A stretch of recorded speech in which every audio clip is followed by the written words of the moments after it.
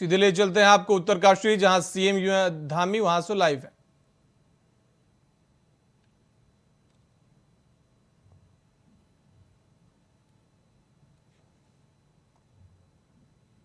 सस्ती और सुलभ स्वास्थ्य सेवाएं उपलब्ध करवाई जा रही है। उज्ज्वला योजना हम सब जानते हैं।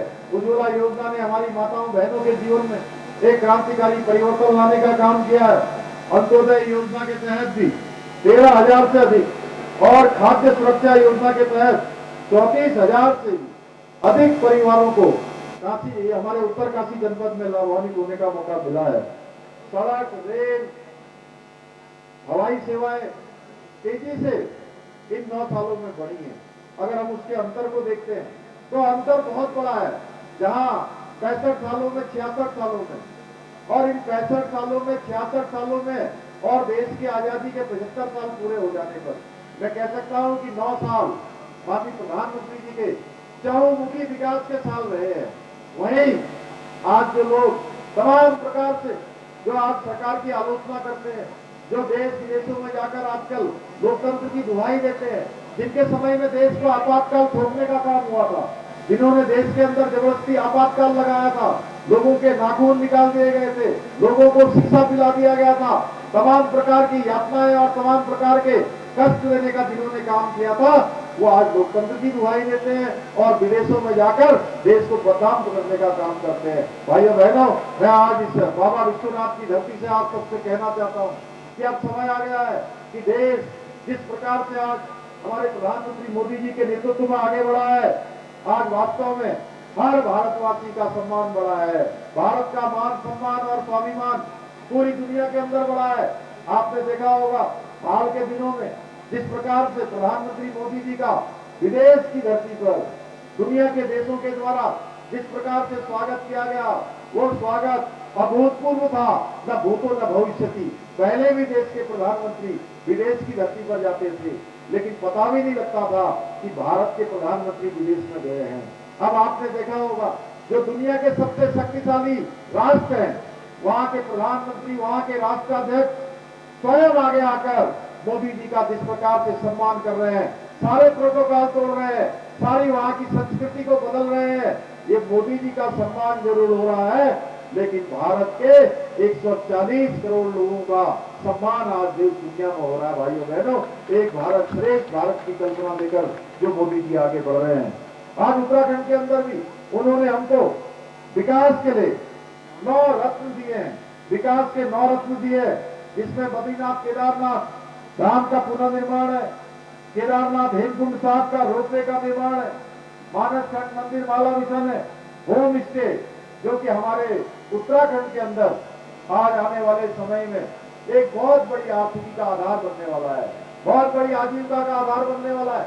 भाइयों बहनों, मैं आप सबसे कहना चाहता हूँ आज के अवसर पर कि आज मोदी जी के नेतृत्व में जहाँ देश आगे बढ़ रहा है, हमारा प्रदेश उनके निर्देशन में आगे बढ़ रहा है, आज हमारा उत्तराखंड भी तेजी से विकास के रथ के साथ अपने पहियों को तेजी से बढ़ा रहा है। आज चाहे हमारी रवाई की जौनसार की घाटी हो, रवाई की घाटी हो, यमुना घाटी हो, तेजी से जिस प्रकार से बागवानी के क्षेत्र में जिस प्रकार से सेब की खेती को आज एक मिशन के रूप में अपनाया गया है, कीवी को एक मिशन के रूप में अपनाया गया है। आने वाला वो समय दूर नहीं है जब हम भी हिंदुस्तान के अग्रणी राज्यों में होंगे जहां कीवी और सेब प्रमुखता से उत्पादित होगा। उस क्षेत्र में हम तेजी से आगे बढ़ रहे हैं, होम स्टे तेजी से बढ़ रहे हैं, 16 इको टूरिज्म डेस्टिनेशन का विकास हो रहा है। हमारे यहाँ पर एक एम्स जो ऋषिकेश में बहुत अच्छे तरीके से लोगों को ओपीडी देने का काम कर रहा है, हजारों लोगों को रोज अपनी सेवाएं दे रहा है।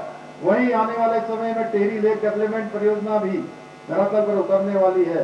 ऋषिकेश हरिद्वार एडवेंचर टूरिज्म की योग की राजधानी के रूप में उसका विकास हो रहा है। आने वाले समय में हमने भारत सरकार ने प्रस्ताव दिया है कि हमारा ऋषिकेश से गंगोत्री तक रेल लाइन भी प्रस्तावित होने वाली है। भाइयों बहनों, जिस प्रकार से आज ऋषिकेश से कर्णप्रयाग रेल लाइन का काम तेजी से चल रहा है और आने वाले सालों में देश दुनिया के लोग जो 4 धाम यात्रा में आते हैं, रेल से अपनी यात्रा जहां केदारनाथ जी की और बद्रीनाथ जी की करेंगे, आने वाले समय में उसी कॉन्सेप्ट के तहत हमारे गंगोत्री और यमुनोत्री धाम भी उसी श्रृंखला में आगे बढ़ेंगे, उसी तेजी से विकास करेंगे। भाइयों बहनों, आज अनेकों काम आज मोदी जी के नेतृत्व में हो रहे हैं। उनके मार्गदर्शन में हमने उत्तराखंड में भी अनेकों कार्यक्रमों को आगे बढ़ाया है। जहां हमने पर्यटन को, इस क्षेत्र में पर्यटन की अपार संभावना है, पर्यटन को लेकर हमने जो नई नीति लाए, उस नीति के कारण से आने वाले समय में हमारे यहाँ पर्यटन के माध्यम से भी कई लाखों रोजगार जनरेट होने वाला है, कई लोगों को रोजगार मिलने वाला है, क्योंकि हमने 100% यानी 100% सब्सिडी का प्रावधान इस नई जो पर्यटन की नीति हम लाए हैं उसमें हमने किया है। इसी प्रकार से हमने उद्यान के क्षेत्र में 18,000 पॉली हाउस बनाने का एक साल में लक्ष्य लिया है। पहले पॉली हाउस एक साल में मात्र 500 बनाए जाते थे। भाइयों बहनों, इसको बदलकर हमने 18,000 बनाने का निर्णय लिया है। इसी प्रकार से हमने प्रदेश के अंदर एप्पल को मिशन के रूप में लिया है, कीवी को मिशन के रूप में लिया है, दालचीनी को मिशन के रूप में लिखा है, तिमूर को हमने मिशन के रूप में अपनाया है। 6 स्टेट मिलेट मिशन को मंजूरी दी है तथा अंत्योदय परिवारों को इसके अंतर्गत 1 किलो मड़वा भी दिया जाएगा। अभी अभी आप लोगों ने देखा होगा जिस प्रकार से हमने यहाँ से हमारे प्रधानमंत्री जी का मैं धन्यवाद करना चाहता हूँ कि उन्होंने हमारे यहाँ के मड़वा को, झिंगोरा को, चौलाई को और भी जो हमारे मोटे अनाज है, सभी मोटे अनाजों को अपनी भारत सरकार का जो खाद्य योजना है उस खाद्य योजना में भी उन्होंने सम्मिलित किया है। इसके साथ साथ वर्ष 2023 को मिलेट वर्ष के रूप में घोषित किया गया है और हमारे उत्तराखंड के जो प्राकृतिक रूप से उत्पादित होने वाले जो उत्पाद हैं उनको विशेष कर से प्रोत्साहन मिलने वाला है और हमने तय किया है कि हम स्टेट मिलेट मिशन को बनाएंगे और हमारे यहाँ पर जो भी इस अन्न को उत्पादित करने वाले हैं उन सभी के प्रोत्साहन के लिए हम इसके खरीदने की जितना भी अन्न पैदा होगा उस सारे अन्न को हम सहकारिता के विभाग से या हम मंडी से इसका हमने प्रस्ताव कर दिया है, इसका प्रोत्साहन भी कर दिया है। हम इसको खरीदने का काम भी जल्दी ही चालू करने वाले हैं। 6 अरोमा बोली विकसित करने की भी योजना है। इसमें हमने जो तमाम प्रकार के जो मिशन एप्पल से लेकर मिशन कीवी इन सभी को लेना है। भाइयों बहनों, हमने उत्तराखंड की जो मूल जो हमारा स्वरूप है वो मूल स्वरूप किसी भी रूप में न बिगड़े, वो मूल स्वरूप हमारा बना रहे, उसके लिए जहां हमने आप सब लोगों ने जिसके लिए इस आम चुनाव से पहले हमने आपके सामने संकल्प लिया था कि नई सरकार के गठन होते ही हम राज्य में समान नागरिक संहिता का कानून बनाएंगे और सभी के लिए एक समान लागू करेंगे। मुझे आप सबको बताते हुए खुशी हो रही है कि हमने इस दिशा में काम काफी आगे बढ़ गया है। 1 साल से भी ज्यादा समय हो गया है। 1 साल के इस कालखंड में यूसीसी कमेटी ने अपना 90% से ज्यादा काम संपन्न कर लिया है और इस माह जून माह की 30 तारीख तक वो जैसे ही हमको कमेटी रिपोर्ट अपनी दे देगी वैसे ही हम उसको लागू करने की दिशा में आगे बढ़ेंगे। उत्तराखंड के अंदर कोई भी किसी भी धर्म का होगा, किसी समुदाय का होगा, किसी पंथ का होगा, किसी संप्रदाय का होगा, सबके लिए एक समान कानून उत्तराखंड के अंदर होगा। भाइयों बहनों, चाहे कोई भी हो। इसके साथ साथ हमने धर्मांतरण का कानून बनाया है और